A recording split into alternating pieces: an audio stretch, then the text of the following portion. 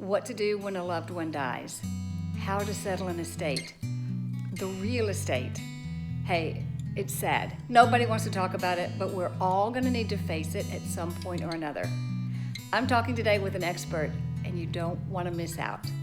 See you on the other side.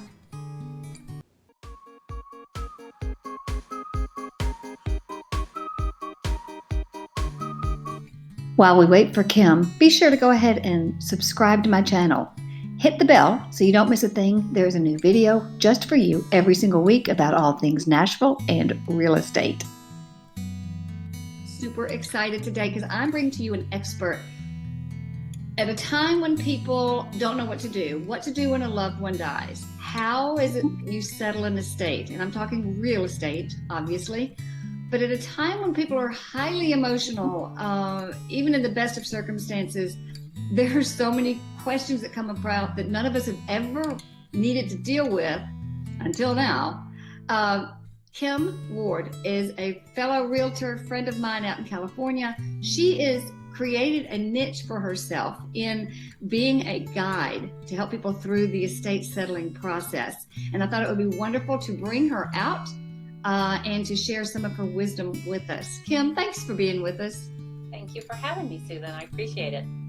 Well, as people know, I am in the middle of this with my own mom who recently passed away. And although we had things really in great shape, thanks to her, and I've got a great executor in the family, there's still a lot that goes on. And having a guide like you is so important. Tell me, how did you get into it? How did you decide that was going to be your real estate niche? So I've been a real estate agent. I was licensed in 1994, and I really started my business in 2000. And shortly after that, I had contacted an attorney, and he invited me to help his client with a probate. I'd never done it before. And, after that process of really learning how someone who's grieving is overwhelmed with what's happened, I just felt like it was a good place for me to focus my business on. And so that's what I did. When a family is going through, first, how does anybody know to find you? Is it just because you're good at being a realtor and getting your niche out there? Or how does someone even find somebody who's an expert like you? So when it's a circumstance of a probate, that's public knowledge, and my team pulls that information from the public records, and we market to someone who's an executor or administrator. One of the things that we send to them is this book. So this is basically all kinds of information about what needs to happen. So what to do when you're responsible for real estate a loved one leaves behind. So that's one way that we get my information out to people. And we market to attorneys. So here in San Diego, attorneys over time have come to know me, like me, trust me to their clients. And that's how I end up helping trustee clients. And I wrote a book also for just trustees, because it's a little different process, and they'll introduce me to trustee clients that nobody else really knows needs help yet. But with probate, it's a different story, because the executors and administrators, since everything's public, they're being inundated by mail and phone calls from investors who want to buy the property for an extremely low price, and also real estate agents that may have little or no knowledge on truly how to get them through the process by, I like to lead, guide, and protect my clients. I completely love that. I cannot tell you, in the first week and a half, we had at least 17 different solicitations, and it is overwhelming. It's totally overwhelming. So we were talking about this. Regardless of whether someone dies intestate with a will, it still goes through probate. That is just the process, correct? Right. Here in California, even if your loved one left a will detailing who they want to manage their estate once they've passed away, and who they want certain items to go to, it still has to go through probate. I just met with siblings, brother and sister, yesterday, that's the exact circumstances, that the loved one, which turned out to be their aunt, left a will saying that she wanted half of the estate to go to the siblings and the other half of the estate to go to her sister who lives in Japan. So, probably with the idea, I think a lot of people have the idea that when you have a will, that's all you need in order to have your estate processed quickly once you've passed away. But that's not the case here in California. They needed to find an attorney. The attorney introduced them to me, and we met yesterday, and they've chosen to work with me, and I will guide them through that entire process. In a realtor's guide, and this is paramount, especially as we're seeing more and more people, not families far flung, or maybe the those who will be inheriting the estate don't know a thing about the neighborhood, the location, the city. They don't have time to get back. In our case, lots of family members, my mom kept moving things for 30, 40 years because we didn't want it, but we didn't want to get rid of it either. Right. What are some of the many skill and labor pieces that you put together in this whole process? So you're specifically talking about personal property? All of the above, really. I mean, there may be several parcels of estate. There might be rental property. Again, how to get the property ready for sale, if that's what you're going to do. I mean, I think you advise on every piece of that. Right. So really what happens first is I meet with the potential seller, and I do an initial consultation, and that's minimally 90 minutes because it just takes a long time to get through everything, so they understand what I can do to help them, and I understand what's important to them. And I actually have a process where I ask clients over and over again, what's important about selling this house to you? So that starts the whole process where, I believe it helps develop trust, because whatever is important to the client becomes important to me, and that's what I make happen. As in every real estate transaction, this one just adds all the emotion to it as well, oftentimes. Right. Yeah. So, and then the next thing that's really overwhelming for a lot of executors, administrators, and trustees is the personal property. So, I sit down and we talk about things. I have 3 recommendations for how to handle personal property: estate sale, buyout, and donation. And, and I explain to people, you can usually look around the house and I can say, well, I think there might be an option of an estate sale here, which can take a while, because once the estate sale person gets there, then they have to, and they say, yes, there's enough in the property to, for them to make money and make money for the estate, because that's ultimately what we're trying to do. Then it could be another 4 to 6 weeks before they can get that estate sale on their books. So it's a slower process. But it depends on the estate. And then there's the buyout process, which I organized to have the buyout person come in. His name is Isaiah, that we use, and he looks around the house, opens up cupboards, and determines what he can offer for that personal property. And then I send an email to the clients saying this is what he's offering, yes or no, and the estate.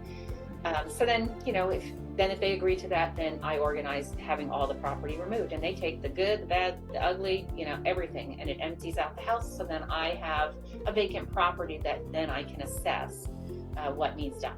So to go to repairs, I believe in cost-effective repairs. Story about my client Eddie, who we're closing escrow next week. When I walked into the property, the carpet was in very poor condition, and my recommendation was minimally we needed to change the carpet, and that's what we did. And that got us a buyer interested. Otherwise, they might have, people they can't see. I believe buyers can't see what is. They only see what is, not what it can be. Absolutely. So I take cost-effective repairs, taking into consideration if the estate has funds or not. I do sell some properties as is, but I always recommend, unless it's a really bad house, like really in poor condition, that we get it cleaned prior to putting it on the market. Yeah. So we do that. And then So there's, it's a process. It's not like the first time I meet with clients, it could be a month. Usually it's a couple weeks before we get the property on the market, because I like them fast. I like things done yesterday. And, and the clients appreciate that, that I'm taking care of all these things so that they can, do the other parts. There's a lot going on for them in regards to, in the case of an estate representative, and I'll call them personal representatives from now on. Executor, administrator, trustee are personal representatives. Mm-hmm. They have the beneficiaries that they're trying to keep up, letting them know what's happening. They need to get a bank account open for the estate. They need to get a EIN number, which is kind of like a social security number for the estate. Right. There's just a lot going on for them. And so if I can handle the house, they're really appreciative of that. And I keep them informed all along the way. I love it. I mean, frankly, that's not much different than any of the normal real estate things we do, except that you're dealing with another layer of depth and another layer of things that you have to meet with, well beyond just the family deciding what they want to do. Right. How have you found it to be different? Because I know you've done it for quite a while, and actually you're teaching a course and you've written books. Are you finding more and more that people are really needing this expertise, especially because we are now families that are pretty far flung and just don't know? Each state even has different laws as to how things have to happen.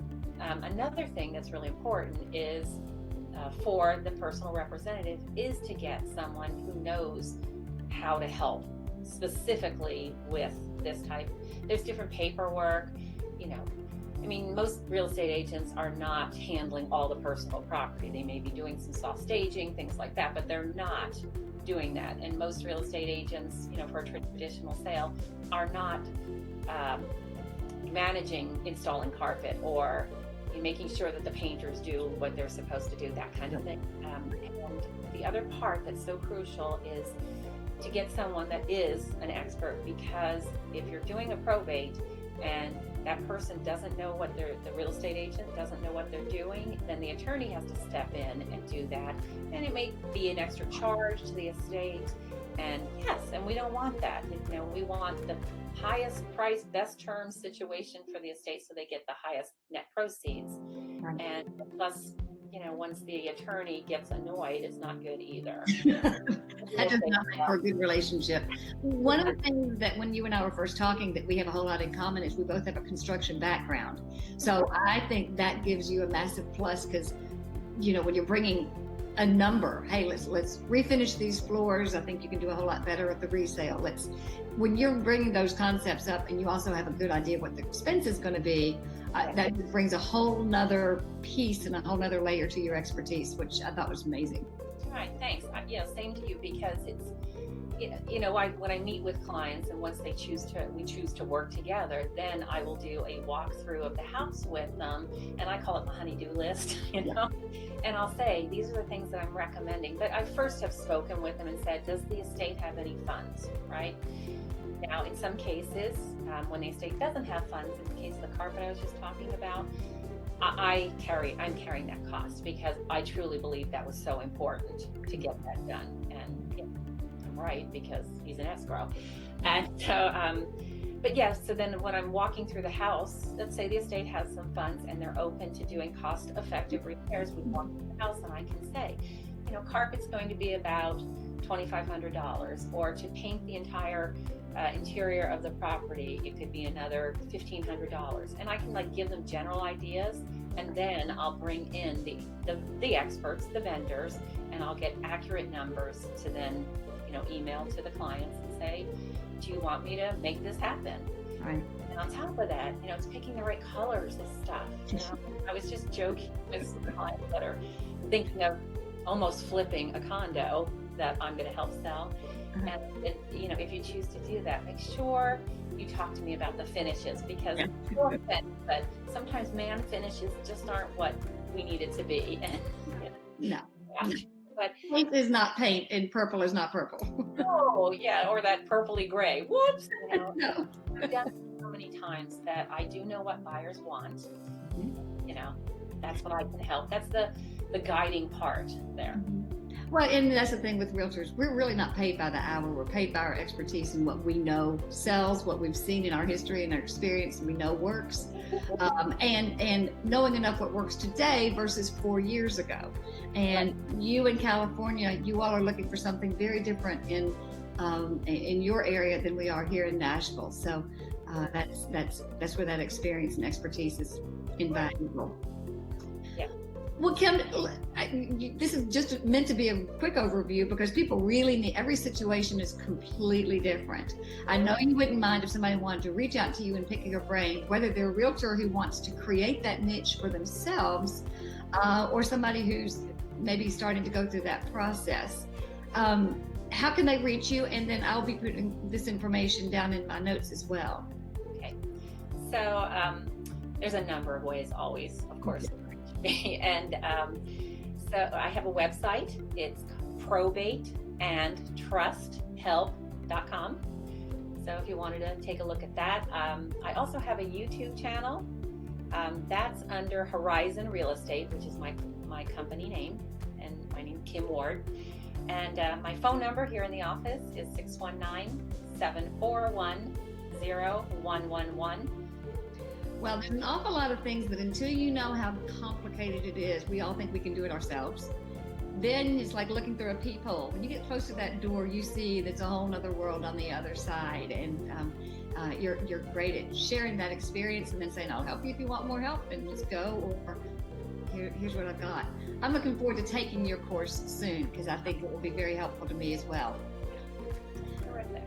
Thanks, Kim. I really appreciate you. And I'll put all this information of how to reach Kim in our show notes. And until we talk again. All right. Thanks, Susan. Bye. Okay.